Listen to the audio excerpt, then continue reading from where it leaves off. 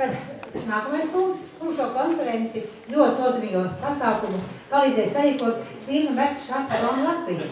Lūdzu, dosim tad vārdu firmas pārstāvim. Lūdzu, jums, kolēģi, vārds ziņojumam.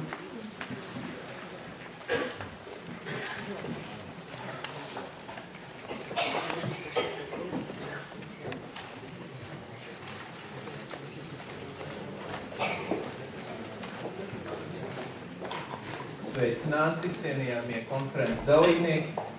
Mans vārds ir Jānis Lazniņš, mums pārstāv farmācijas kompāniju MSD, un mums jau tā sadarbība ir vairāk gadu garumā, tāpēc arī man šodien iespēja sniegt jaunāko informāciju par osteoporozi, kas saistās ar kompāniju MSD, un dr. Zvaguli jau iesāka minēt nozīmīgus faktus, ka osteoporozi īstenībā iet roku rokā ar D vitamīnu trūkumu.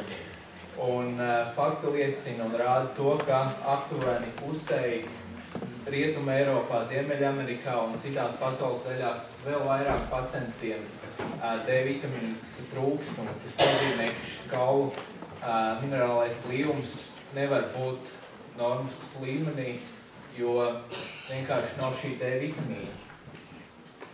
Un, ja paskatāmies uz osteoporozes pacientiem, kas jau ir piedzīvojuši osteoporoziskus lūzumus un kas ir hospitalizēti, tad noskot viņiem D vitamīnu līmenī praktiski redzams tas, ka vairāk kā 9 no 10 praktiski gandrīz katram šis D vitamīns ir pazemināts. Tā kā šie lūzumi arī iet roku rokā ar D vitamīnu trūkumu.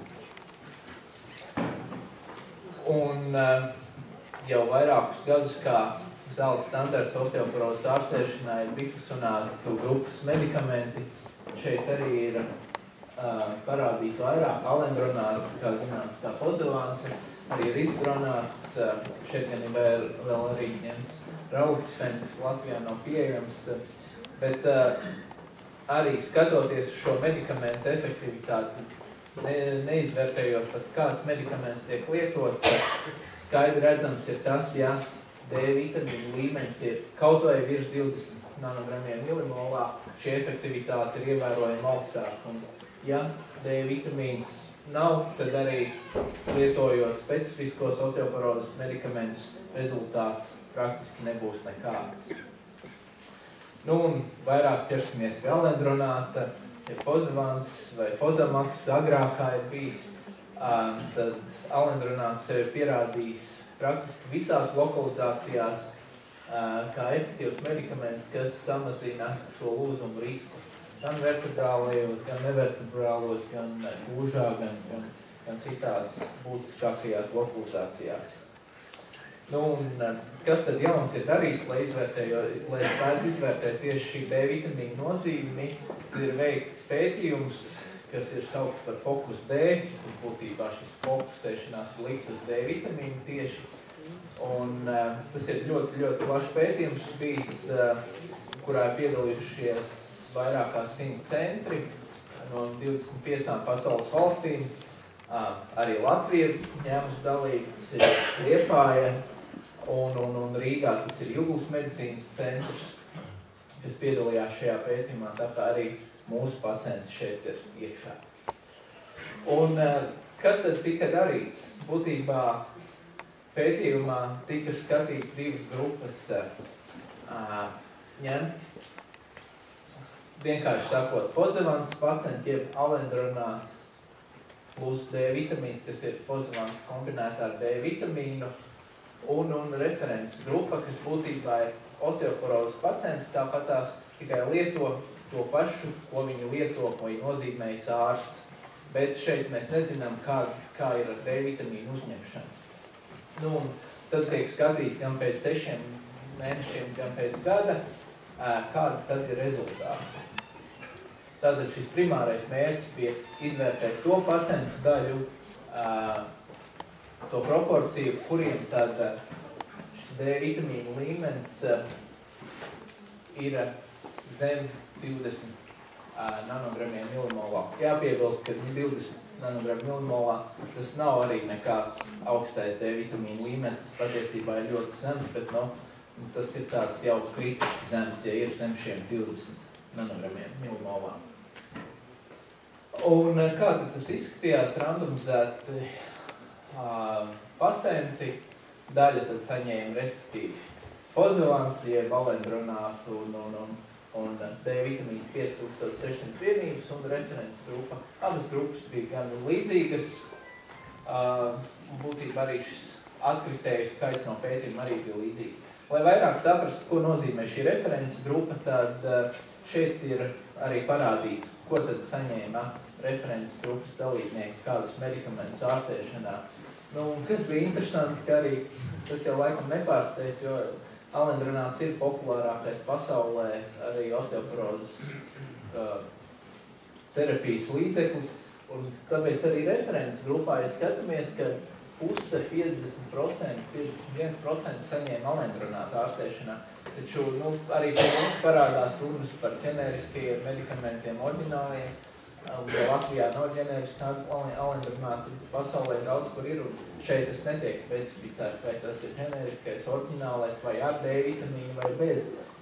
Skatoties jau tālāk references grupā, šeit skaidri parādīts tas, ka atkal gandrīz puse no references grupas pacientiem B vitamīnu saņēma zem 200 vienībām dienā, kas būtībā puse praktiski D vitamīnu nesaņem papildus. Līdz ar to arī pētījuma rezultāti bija, kā jau varēja praktiski gaidīt. Šeit varbūt vairāk jāiedziļinās, ja šis lielā stabiņš ir kā bāze, ja, kur bija praktiski abās grupās bija 84% tādi, kuriem šis D vitamīns bija zem šiem 20 nanogramiem milimovā. Tad pēc 6 mēnešiem dzeltenajā stabiņā skatāmies, ka fosvilans grupā tādi ar šo kritisko D vitamīnu deficītu bija ievērojami mazāk, tikai 8%. Un šeit bija 3 reizes vairāk vismaz, pat vairāk, gandrīz 4 reizes vairāk. Un arī zaļajos stabiņos pēc gada redzam to, ka arī tāpatās fosvilans grupā ar izteikti zemu D vitamīnu līmeni bija tomēr 3 reizes mazāk pacienti. Tā kā vēl viens slaids, kur arī būtībā skatīts vairāk par šādām robežu līnijām, zemākām zem 9, 15, 20, 25, 30, bet arī šeit ir skaidrs redzam šī sakritība, ka visur lielā stabiņš, kur ir pacienti saņēmuši fosvilans ar D vitamīnu, tad garantēti D vitamīnu, tad arī šis D vitamīnu līmenis viņiem tomēr ir ievērojami augstāk.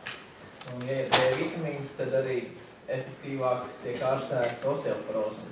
Un tāds tad arī bija šī pētījuma secinājums, ka izvēloties fosvilansi, šādu pacientu ar kritiski zemu D vitamīnu ir ievērojami mazāk.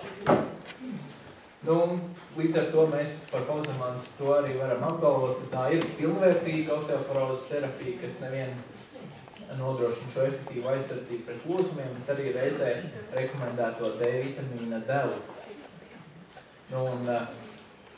Tā salīdzinot, ja mēs runājam par osteoporozes ārstēšanu, var jau arī ārstēt visādi osteoporozi.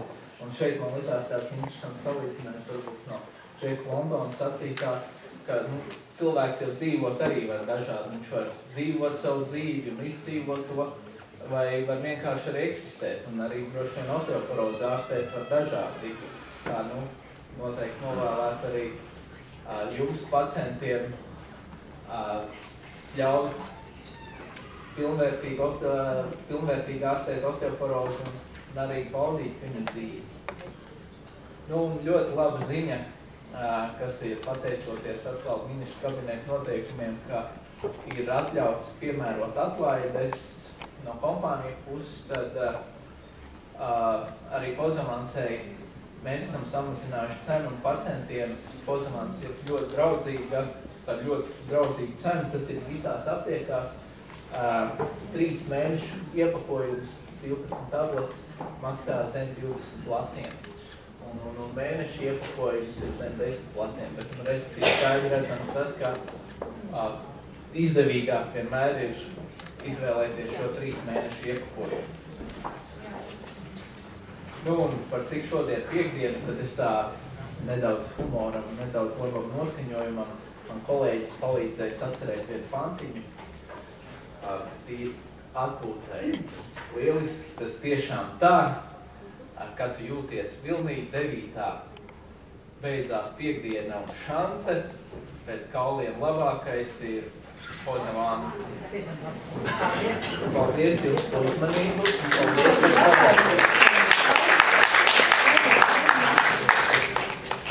Kā jautājumiem? Jā, ir jautājumi, noteikti esmu gatavs atbildēt. Jā, šeit nav. Domāsim, kulāras ir kafijas pauze. Kā, lai iekš? Ja mums ir atsākums Elīša Rokola, kas vadīja šo darbu poliklinikā Šenebriešiem ar ārastamīkiem 20 gadus.